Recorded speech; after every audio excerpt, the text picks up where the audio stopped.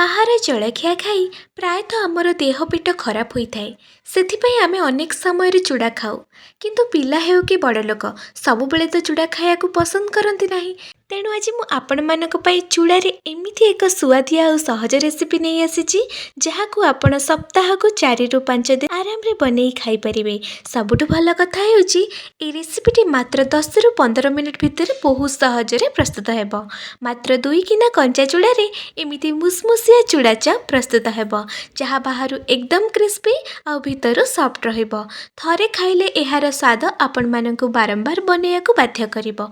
एहा जेतिकी tasty सेतिकी healthy मध्य। छोट पिला माने थरे यह खाइले बारंबार बनैबाकू कहिबे आ बाहरर पिज्जा बर्गर बरा चप सिंगड़ा भली जंक फूड मध्य भूली जिवे। बड़ मानकू मध्य सकाळ किंबा संध्या जलखिया पई यह निश्चय पसंद आसीबो। तेबे आ समय नष्ट न करी चलंतु बनैबा आजिर स्वादिष्ट रेसिपी चूड़ा चप।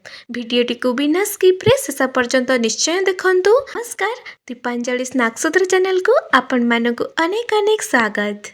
प्रथम ये मु 3टी मीडियम साइज्र आलू को भल भाव सिझाई तार चोपा काढ़ी नहीं। आपण चाहिए निज परिवार सदस्य संख्या अनुसार आलूर परिमाण कम किंबा बेसी नहीं पारिबे। एबे ही सिझा आलू को हाथ साहाय्य भल भाव मास करि नबा। जदि आपनक पाखरे ग्रेटर अछि ताहाले सेथिरे ग्रेट करि मध्य व्यवहार करि परिबे।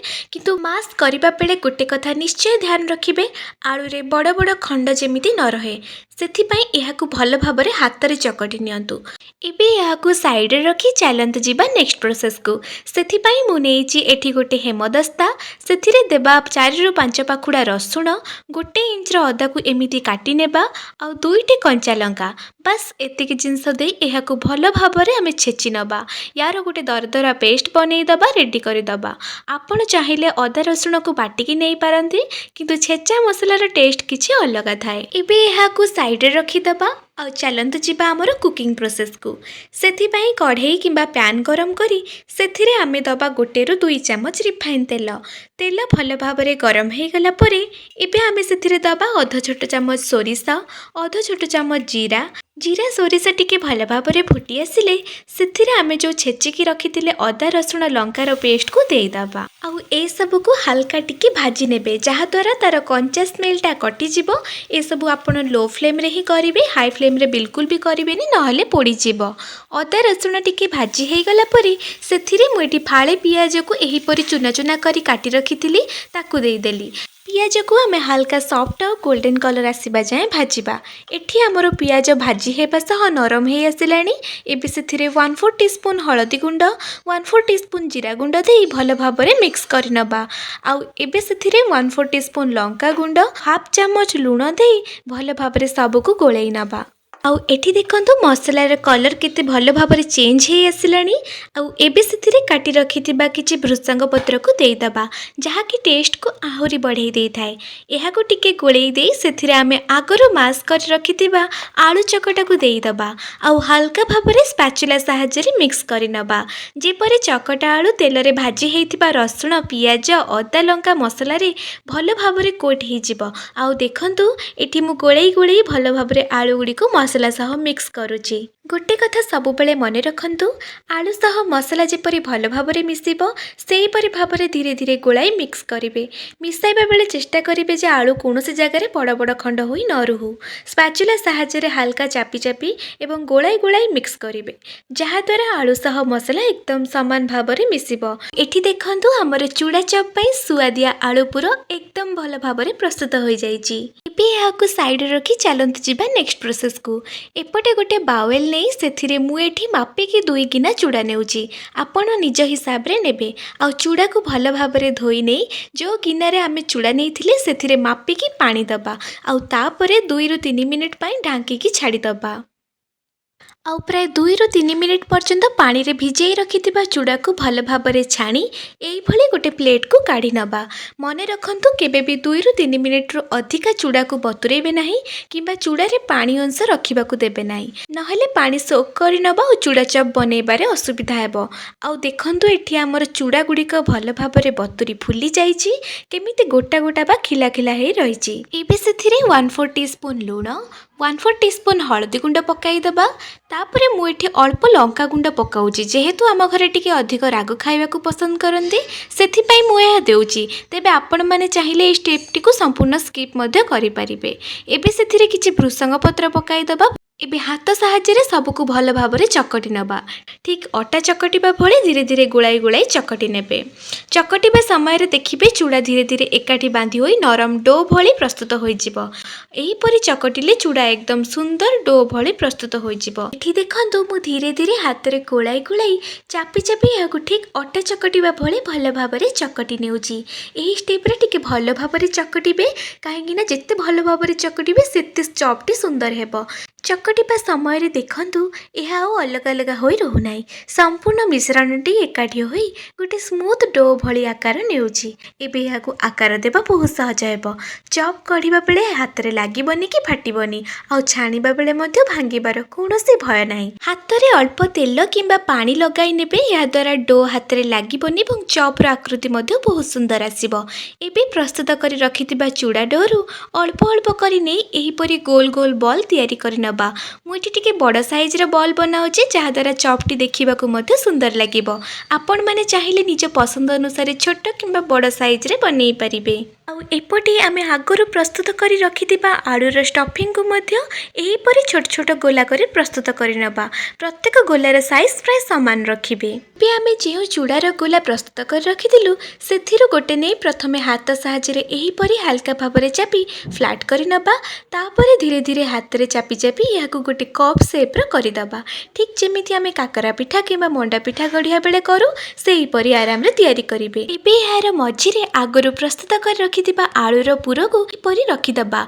पुरर परिमाण एमती रखिबे जहा द्वारा सहजरे बंद करी हेबो एवं छाणिला बेले बाहर को बाहरिबो नाही। तापरे एही पळी भाबरे फिल करी नबा बा कवर करी नेबा। आ वीडियो रे मु जेमिति आपण मानकु देखाउची ठीक सेही पळी भाबरे कवर करी राउंड राउंड शेप रे गोल बनै नेबे। लास्ट को हल्का प्रेस करी फ्लैट करी नबा। आपण चाहिए ताकू कटलेट साइज रो भी बनै पारिबे किंबा एमिति गोल गोल करी रखि पारिबे। एठी देखंतु मु प्रथमे गोटे चूड़ा चॉप को गोलाकार शेप रे गढ़ी आपण मानकु देखाइली। देखि परथुए चॉपटी एकदम सुंदर गोलाकार होईची, केउठी भी साइड रे फाटी नाही। जदि एही पळी धीरे धीरे आकार देबे ताले आपणक चॉप रो फिनिशिंग मध्ये सुंदर आसीबो। एवं मु जेउ भली एठी देखाइली ठीक सेही पळी भाबरे चालंतु बाकी सब चूड़ा चॉप को मध्ये गढ़ी प्रस्तुत करि नबा। आपण मानक मध्यरु अनेक भाबुथुबे मु गोटे चॉप गढ़ी देखाई देली किंतु बाकी गुड़िक देखाइलिनी। सेथिपाई चलंतु मु आपण मानकु आउ गोटे मध्ये सेम प्रोसेस रे गढ़ी देखाइबी। प्रथमे हाथ रे अल्प पानी किंबा तेल लगाई नेबे। एहा द्वारा चूड़ार मिश्रण हाथ रे लागिबनी एवं चॉप को सुंदर भावरे आकार देबा बहुत सहज हेबो। तापरे धीरे धीरे हाथ रे गोलाई गोलाई गढ़िबे। देखिबे एही परि कले चॉप रे साइड रो बिल्कुल भी फाटिबनी, तेणु गढ़िबा बेले तरबर हेबे नाही। टिके समय नै धीरे धीरे गढ़ी नेबे। आउ एठी देखंतु मु सेही सेम प्रोसेस फॉलो करी बाकी सब चूड़ा चॉप को मध्ये गढ़ी प्रस्तुत करि नेची। देखि पारुथबे प्रत्येक चॉप रो आकार एकदम सुंदर और समान आसीची। कोनोसी चॉप रो साइड फाटिनी आ सब गुड़िकर फिनिशिंग मध्ये बहुत स्मूथ होईची। एबे चलंतु आमे प्रस्तुत करी रखिथिबा चूड़ा चॉप गुड़ी को छाणिबा। सेथिपाई प्रथमे कढ़ई रे प्राय 250 मिलीलीटर रिफाइन तेल देबा। चॉप गुड़ी को सुंदर भाबरे छाणिबा पई तेलर परिमाण टिके अधिक रहिले भल हुए। एबे तेल को भल भाबरे गरम हेबाकू देबा। तेल भल भाबरे गरम हेई गला परे गैस को मीडियम फ्लेम रे रखिबे। तापरे गोटे गोटे करी चूड़ा चॉप गुड़ी को सावधान सह तेल रे छाड़िबा। चॉप गुड़ी को तेल रे छाड़िबा परे आरंभ रे प्रथमे गोटे 2 मिनिट पर्यंत ओल्टाइबे नाही। एही समय रे चॉप रो बाहर परस्त टिके सेट हेबाकू समय नै थाए, तेणु प्रथमे गोटे पार्श्व को टिके छाणिबाकू दियंतु। तापरे स्पाचुला सहाय्य रे धीरे धीरे एही भଳି ओल्टाई देबे।